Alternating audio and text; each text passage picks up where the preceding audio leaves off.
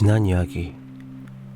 오피스텔의 전 입주자를 만나게 된 준혁과 나는 그에게 무슨 일이 있었는지 하나둘 이야기를 듣게 되었다. 저벅거리는 발소리, 복층 난간에 앉아있는 아이의 형체. 급하게 오피스텔에서 나와야 했던 그의 이유를 듣고 우리는 다시 오피스텔로 향했다. 내일부터 함께 있어준다는 준혁의 약속만 믿은 채 나는 오늘 밤을 홀로 이 오피스텔에서 지내야 한다. 텅 빈 방에 들어온 나는 무엇을 어떻게 해야 할지 망설였다. 어서 시간이 지나 준혁이를 빨리 보고 싶을 뿐이다. 오늘 밤 잘 버텨봐라. 죽지 말고. 준혁이의 장난스러운 말이 자꾸 떠올랐다. 시간을 어떻게 보내야 하는 걸까? 그냥 컴퓨터로 게임이나 할까? PC방에서 밤샐까? 그냥 학과룸으로 가서 시간이나 죽칠까? 그냥 돌아다닐까? 그러나 그 어느 것도 나를 해방시켜주는 것은 없었다. 멀쩡한 집을 놔두고 이게 무슨 짓이란 말인가? 그렇다면 출혈이 있더라도 그냥 방을 다시 내놓을까? 그런데 그건 너무나도 바보스러운 행동 같았다. 나는 아무것도 본 것이 없다. 단지 전에 입주자와 준혁이의 말뿐이었다. 나한테 보이지 않는데 나는 왜 이리 겁을 먹고 있는 걸까? 이런 생각이 들자 나는 뭔지 모를 자신감이 붙기 시작했다. 그래, 한번 버텨보자. 어차피 살 집 아닌가? 1시간밖에 잠을 자지 못해서인지 조금씩 피로감이 몰려왔다. 저녁 6시밖에 안 되었는데도 밖은 점점 어둠 속에 묻히고 있었다. 기분 나쁜 구름대가 하늘을 뒤덮기 시작했다. 나는 전면의 유리창을 모두 보이지 않도록 커튼을 들이우고 화장실로 달려가 거울에 신문지를 덮고 테이핑하였다. 그리고 화장실부터 복층 다락방까지 불이란 불은 모두 켰다. 대낮같이 밝은 밀폐된 공간에 우두커니 나는 서 있었다. 거실방 한가운데 서서 나는 주변을 천천히 돌아보았다. 정말 나에게도 그들이 보일까? 나는 시간을 보내기 위해 컴퓨터를 켰다. 음악을 들을까? 메신저를 할까? 게임을 할까? 아니면 영화를 볼까? 수많은 생각이 머릿속을 맴돌고 있었지만 어느 한 가지를 콕 집어 해야겠다는 생각이 들 만큼 마음이 여유롭지 못했다. 멍하니 부팅이 완료된 모니터의 바탕화면을 바라보면서 나는 잠시 생각에 잠겼다. 나는 결정을 내리고 음악 플레이어를 켰다. 평소 즐겨 듣던 발라드 모음곡이 작은 스피커에서 울려 퍼졌다. 나는 의자를 뒤로 눕히고 책상 위에 발을 뻗어 최대한 편안한 자세로 노래를 즐겼다. 지금 이 순간만큼은 그 어느 것도 나를 힘들게 만들지 않을 것 같았다. 수분이 지났을 무렵 창밖에서 작은 진동음이 들려왔다. 비가 오는 것 같았다. 나는 자리에서 일어나 천천히 창 쪽으로 걸음을 옮겼다. 두껍게 드리워진 커튼의 가운데를 엄지와 검지로 가볍게 잡은 나는 살짝 그것을 열어젖혔다. 기다란 이등변 삼각형처럼 열려진 커튼 사이로 저 멀리서 번쩍이는 푸른색 섬광이 느껴졌다. 그리고 곧이어 커다란 유리창 바깥면을 따라 누군가의 눈물처럼 빗물이 주르륵 흘러내리기 시작했다. 봄날의 아지랭이처럼 빗물은 꿈틀대듯 흘러내렸고 그 창에 비친 나의 모습도 꿈틀대기 시작했다. 나의 복잡한 심경을 대변이라도 하듯 나의 형상은 심하게 요동쳤다. 눈의 초점을 조금 더 멀리 두자 나의 뒤로 창에 비친 복층의 다락방이 눈에 들어왔다.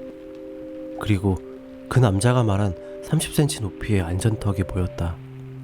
복층 다락방에 30cm 높이의 안전턱이 있잖아요.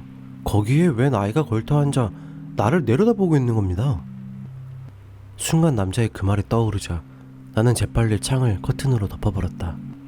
그리고 잠시 동안 초점을 잃은 눈으로 커튼 앞에 서서 마음을 추스렸다. 내 등 뒤에 누군가가 있을지도 모른다는 소름 끼치는 상상이 자꾸 머릿속을 맴돌았다. 나는 애써 다락방에 시선을 두지 않은 채 다시 의자로 돌아와 몸을 뒤로 눕혔다. 잔잔한 노랫소리가 계속 이어지자 작은 피로감이 몰려오면서 옛 기억이 떠올랐다. 나는 고등학교 1학년 때 부모님을 교통사고로 모두 잃었다. 언젠가는 누구나 한 번쯤 받아들여야 하는 이별의 고통이었지만 어린 나에겐 도저히 받아들일 수 없는 것이었다.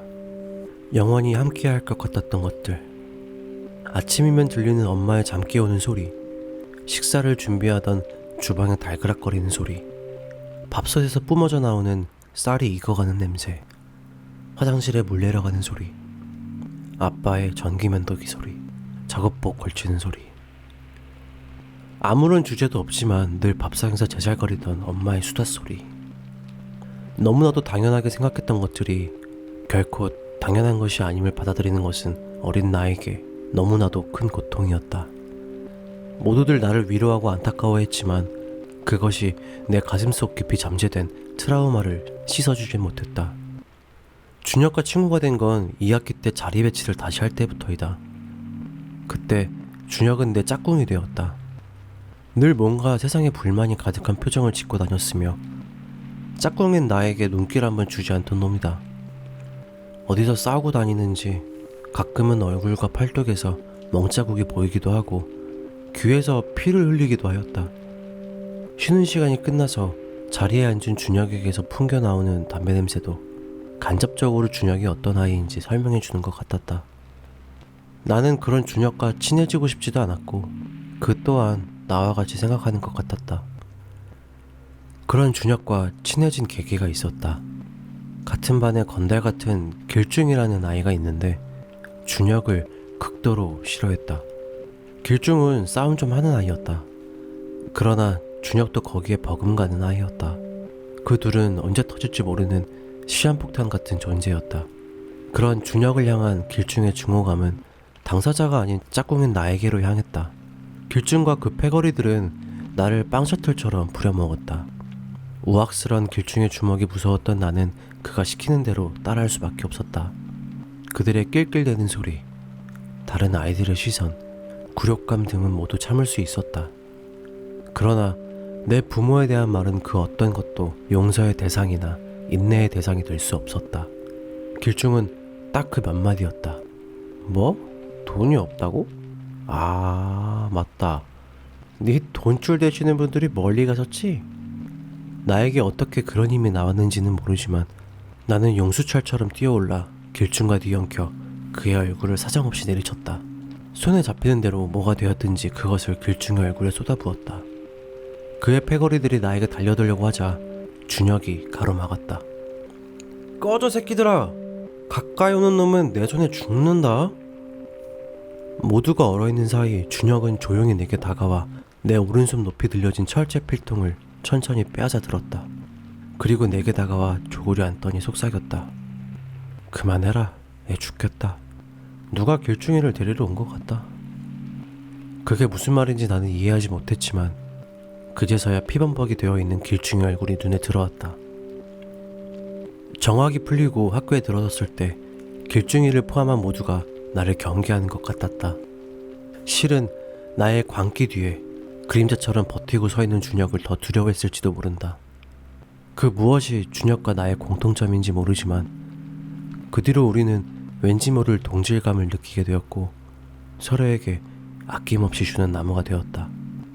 내 휴대폰의 단축번호 1번은 준혁이다. 나는 옛 생각에 가벼운 미소를 지으며 휴대폰을 만지작거렸다. 팟! 옛 상념에 빠져있는 나를 깨운 건 정전이었다. 갑자기 주변이 칠흑같이 어두워졌다. 은은하게 울려 퍼지던 음악 소리는 사라지고 죽음보다 더한 적막감이 주변을 맴돌고 있었다.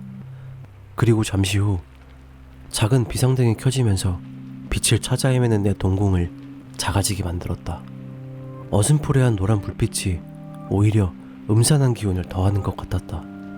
나는 자리에서 일어나 창가로 다가가 커튼을 살짝 젖히고 밖을 살폈다. 하늘에서 번쩍이는 푸른색 섬광과 비상등 외에는 그 어떤 빛도 보이지 않았다. 하필 오늘 정전이라니. 그런데 그 순간 갑자기 차가운 기운이 창밖을 바라보고 있는 나의 등 뒤로 몰려왔다. 그와 동시에 정수리부터 꼬리뼈까지 하나씩 얼어붙는 듯한 공포가 몰려왔다. 누군가가 숨을 쉬듯 주기적으로 차가운 입김을 불어넣고 있는 듯한 기분이 드는 거 있죠. 그 남자의 말처럼 그 찬 기운은 숨을 쉬고 있었다.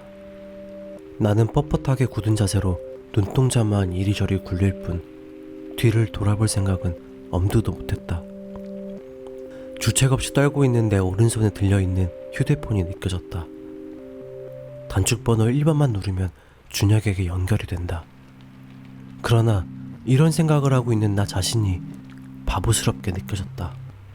나는 용기를 내어 천천히 고개를 돌렸다. 심장이 터질 것 같고 온몸의 관절이 본드칠을 한 듯 굳어 있었지만 나는 힘을 내어 뒤를 돌아봤다.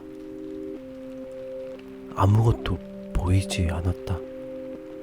단지 나의 나약한 생각일 뿐인 걸까? 아무것도 보이지 않았지만 정말 아무것도 없는 것 같진 않았다. 다락방 쪽에서 스며나오는 듯한 차가운 기운이 내 얼굴을 쓸어내듯 스쳐 지나갔다. 누군가 지금 나와 같이 있다. 이제야 그 남자의 두려움을, 아니 준혁의 고통을 느낄 수 있을 것 같았다. 쓰러질 듯한 몸을 추스리고 나는 의자에 털썩 몸을 내던졌다.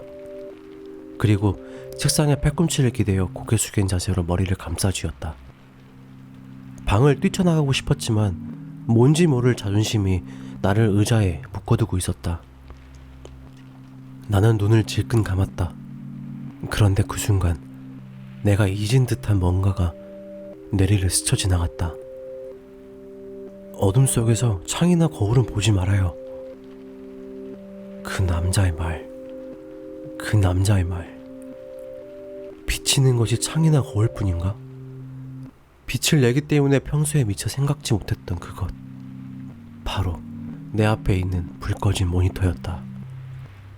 생각이 여기까지 미치자 나는 질끈 감았던 눈을 풀었다. 그리고 자세를 고정한 채 천천히 눈동자를 들어 올렸다. 검은 모니터 속에서 고개를 쳐들고 있는 나의 모습이 희미하게 눈에 들어왔다. 그리고 나의 어깨 뒤에서 천천히 흔들거리는 사람의 발끝이 눈에 들어왔다. 기절하고 싶다. 이것만이 지금 나를 해방시켜주는 유일한 방법이다.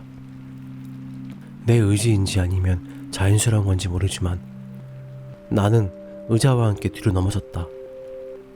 그러나 그런 나의 바램은 물거품이 되어버렸다.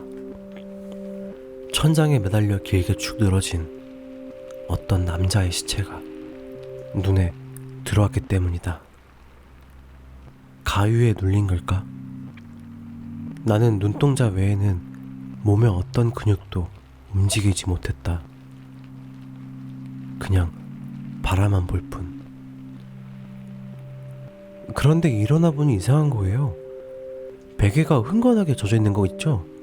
낮에 만났던 남자의 말이 이제 이해가 간다. 천장에 매달려 있는 그의 입에서 가는 실처럼 계속해서 침이 흘러내렸다.